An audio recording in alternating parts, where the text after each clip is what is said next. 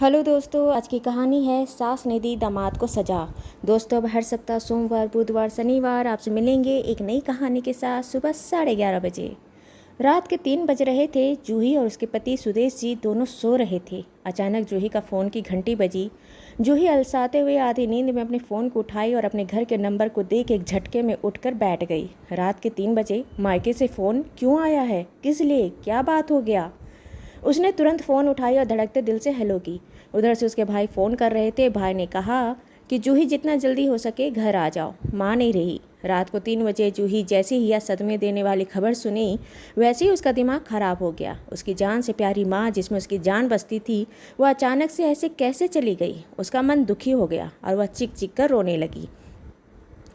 सुदेश जी भी जो फ़ोन की घंटी सुनकर उठ गए थे, वह अपनी पत्नी को अचानक से रोते देखे तो वह समझ नहीं पाए कि क्या हुआ है। पत्नी को चुप करा उसे थोड़ा शांत करने के बाद पूछे, क्या हो गया? जूही हकलाते हुए बोली कि मेरी माँ नहीं रही, आप मेरे प्लेन का टिकट करवा दीजिए, जितना जल्दी हो सके मैं यहाँ से निकलना चाहती हूँ। सुदेश बोले, तुम परेशान मत हो, हम जल्दी से जल्दी वहाँ पहुँच जाएंगे। मैं अभी प्लेन का टिकट बुक करवाता हूँ, हम दोनों साथ निकलेंगे और साथ में चले जाएंगे। जूही का मन एकदम से कड़वाहट से भर गया और वह रोते रोते एकदम से थोड़ी गहरी और गड़ी आवाज़ में कही, नहीं, सिर्फ मैं जा रही हूँ, सिर्फ मैं जाऊँगी, आप नहीं। सुदेश जो टिकट बुक करवाने के लिए अपना फ़ोन लेने के लिए मुड़े थे, वह तुरंत जूही की तरफ फिर से मुड़े। बोले, मतलब? जूही बोले, जीते जी मेरी माँ आपको देख नहीं पाई, अपने दामाद होने का सुख नहीं ले पाई, तो उनके मरने के बाद जाकर उनको क्यों तकलीफ़ देना? किस लिए जाना? क्यों जाना? जीते जी वह तड़पते रही कि काश मैं अपने दामाद को देख पाती। वह तड़पते रही कि काश एक बार अपने दामाद को नज़र भर देख पाती। उनकी इकलौती बेटी, एक ही दामाद था उनका, कम से कम उसका सुख तो मिलता है कि दामाद कैसा होता है। जब वह सुख नहीं ले पाई तो फिर आपका वहाँ आज जाने का क्या मतलब? अब जब आज तक नहीं गए तो आगे भी जाने का बनता नहीं है। आप नहीं जाएंगे? सुदेश चुप हो गया। एक तो ऐसा गम का माहौल, ऊपर से पत्नी ने एकदम खड़े खड़े शब्दों में उसे बहुत बुरा बोल दी। सुदेश के मन में दोनों का भाव था। सास का जाने का थोड़ा गम था, पत्नी को रोता देखकर थोड़ा परेशान था, और अब पत्नी से थोड़ा खरी खोटी और थोड़ा जलील भरी बातें सुनने के बाद गुस्से से भरा था। लेकिन उसने अपनी भावनाओं पर काबू किया।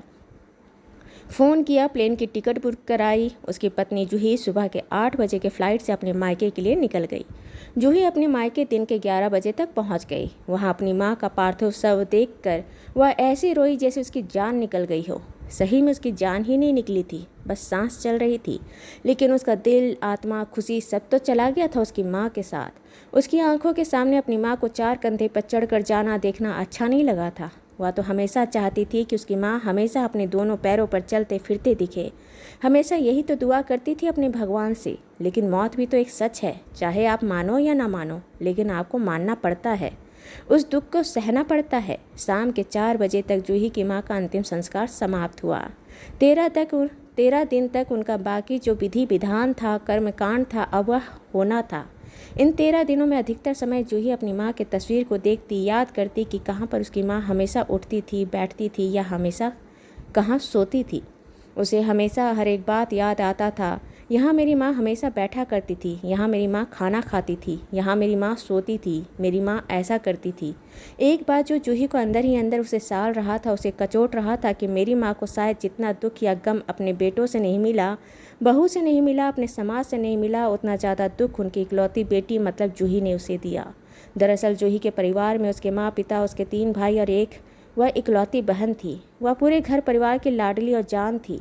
जूही बड़ी हुई और कॉलेज में पढ़ाई कर रही थी तो उसे एक लड़के से प्यार हो गया। वह लड़का दूसरे शहर का रहने वाला था और वहाँ रहकर पढ़ाई कर रहा था। प्यार हुआ तो जूही ने अपने माँ पिता को उस लड़के के बारे में बताई। लड़के को देखकर, उससे मिलकर जूही के माँ पिता को वह लड़का नहीं भाया। उस लड़के से अपनी बेटी की शादी के लिए तैयार नहीं थे। कारण था, उनका कहना था कि लड़का बहुत तेज गुस्से का है, थोड़ा अहंकारी है, ऐसे में तुम्हारा उस घर में या उसके साथ ज़िंदगी काटना बहुत मुश्किल है। लेकिन जूही प्यार में अंधी हो चुकी थी। जब उसे लगा कि उसके माँ पिता उसकी बात नहीं मानेंगे तो उसने मंदिर में जाकर सुदेश से शादी कर ली, और शादी करने के बाद अपने माँ पिता को बताई कि उसने सुदेश से शादी कर ली है। जूही के माँ पिता बहुत गुस्सा हुए, लेकिन अपनी बेटी के लिए वे सुदेश जो बन चुका दामाद था उससे रिश्ता सुधारना चाहते थे। जूही के माँ पिता सुदेश से बात करने, सुलह करने के लिए आए, लेकिन सुदेश को लगा कि अब कोई मेरा क्या कर सकता है। वह अपने सास ससुर से बहुत बदतमीजी से बात किया। जूही के माँ पिता वहाँ से चुपचाप चले गए।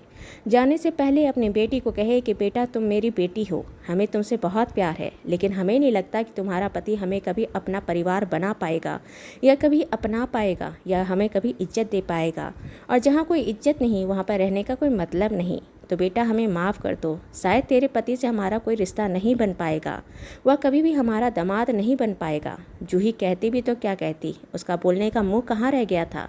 जिस सोच के साथ उसने शादी की थी कि मैं आज शादी कर लेती हूँ, उसके बाद अपनी माँ और पिता को मना लूँगी, उस पति के दम पर उसने इतना बड़ा कदम उठाया था, वही पति ने उसका घर परिवार को उससे अलग कर दिया था। उसके माँ पिता भाइयों के मन में एक नफरत का बीज बो दिया था। खैर भाइयों से रिश्ते खत्म तो नहीं हुए थे, लेकिन थोड़े सीमित हो गए थे। माँ पिता तो अपनी बेटी को छोड़ कैसे सकते हैं, तो उनसे रिश्ता बना हुआ था। जूही को शादी को जब 2 साल हो गए तो एक बार किसी बात पर जूही और जूही के पति सुदेश के बीच में झगड़ा हो गया। झगड़ा बहुत मामूली बात पर हुआ था, लेकिन जूही का पति सुदेश अपना आपा खो दिया और उसने जूही से बहुत बुरी तरह से मारपीट की। जूही ने अपने माँ पिता को बताई। जूही के माँ पिता ने वहीं से उसके पति के घर वालों, उसके माँ पिता से, उसके भाइयों से बात कर बहुत बुरी तरह से लताड़ा। उन्होंने खड़े खड़े शब्दों में कह दिया कि अगर आपसे हमारी बेटी रखी नहीं जाती तो आप सीधे सीधे बोलिए, हम अपनी बेटी को ले आएंगे। सुदेश अपनी गलती मानने की जगह, अपने किए पर शर्मिंदा होने की जगह अपने किए गए मारपीट का कारण बताने लगा, अपनी मजबूरी बताने लगा। जूही की माँ की नाराज़गी और गुस्सा दिखाने पर सुदेश बोला, आप सिर्फ अपनी बेटी की बात सुनते हो, मेरी बात आप सुने ही नहीं। आप कैसे बोल सकते हो कि मैं गलत हूँ। जूही की माँ बोली कि हो सकता है मेरी बेटी गलत हो सकती है, लेकिन इसका मतलब यह नहीं कि मेरी बेटी से आप इस तरह से मारपीट करोगे। आपको इस तरह से मारपीट करने का अधिकार दिया किसने है? हमारी बेटी को तो हमने आज तक एक थप्पड़ नहीं, एक हाथ नहीं उठाया। आप उसे इस तरह से जानवर की तरह मारोगे? यह अधिकार तुम्हें मिला कैसे? मैं तो तुम्हें तभी माफ़ करूंगी जब मेरी बेटी भी तुम्हें इसी तरह जानवर की तरह मारे। आज मैं तुम्हें कहती हूँ कि तुमसे हमारा कोई रिश्ता नहीं है। मैं अपने जीते जी तुम्हें कभी अपने घर का दरवाज़ा, अपना चौखट नहीं चढ़ने दूंगी। जूही की माँ ने यह एक कड़ा सजा अपने दामाद को उसके मुंह पर ही बोली। वह दामाद समझ गया था कि उसकी पत्नी के मन और सास ससुर के मन में भी इस बात का बहुत विरक्ति है। अगर कुछ भी हो तो वह जूही को लेकर इस घर से जा सकते हैं और उसके खिलाफ कानूनी कार्रवाई भी कर सकते हैं। उसे अपने सास ससुर से इस तरह की प्रतिक्रिया की कोई उम्मीद नहीं थी, और यह भी उम्मीद नहीं थी कि उसके ससुराल वाले एक सास ससुर अपने दामाद से इस तरह से कड़ा रुख अपना सकते हैं या उसे इस तरह का सजा या दंड दे सकते हैं। उस दिन सुदेश को पहली बार ऐसा लगा कि शायद अगर ऐसा ही रहा तो उसकी पत्नी उसको छोड़कर जा सकती है। उस दिन के बाद से सुदेश उससे मारपीट तो नहीं किया, लेकिन सुदेश के लिए जो प्यार जूही के मन में था वह खत्म हो गया था। अपनी माँ पिता की मर्जी के खिलाफ जाकर सुदेश से शादी की थी। कैसे, किस मुँह से छोड़कर वापस अपने माँ पिता के पास चली जाए? अब लौट के भी जाती तो क्या मुंह लेकर जाती? यही हजारों चीज़ों को सोचकर जूही सुदेश के साथ उसके घर में रह गई, लेकिन उसके मन से सुदेश के लिए प्यार खत्म हो गया था। उस दिन के बाद से सुदेश का दिमाग थोड़ा ठिकाने पर आ गया। व्यवहार या दिल दिमाग तो नहीं बदला, लेकिन हाँ अपने भावनाओं को थोड़ा काबू में कर लिया, अपने हाथ पैर को काबू में कर लिया। इधर जूही अपने मन से सुदेश को निकाल दी। वह उस घर में पति पत्नी बन के थे, लेकिन पति पत्नी के बीच का प्यार भरा रिश्ता खत्म हो चुका था। जो प्यार उसके लिए जूही के मन में था वह कहीं खत्म हो चुका था। माँ के सारे कर्मकांड पूरा होने के बाद जूही वापस ससुराल लौटी। सुदेश जूही को लेने एयरपोर्ट पर आया था। एयरपोर्ट से बाहर आने के बाद जूही जैसे अपने पति को देखी उसका मन घृणा से भर गया। उसे अपनी पत्नी से नाराज़गी थी, तकलीफ थी, शिकायत थी, लेकिन आज उसके मन में अपने पति के लिए बहुत घृणा थी, बहुत नफरत थी। उसे अपनी नफरत, अपनी भावनाओं को काबू किया और अपने पति के साथ वापस अपने ससुराल घर आई। घर के बाहर गाड़ी से उतरने के साथ एक नज़र उसने अपनी घर को ऊपर से लेकर नीचे तक देखी और जैसे खुद से सवाल की हो, मैं क्यों इस घर में आई थी?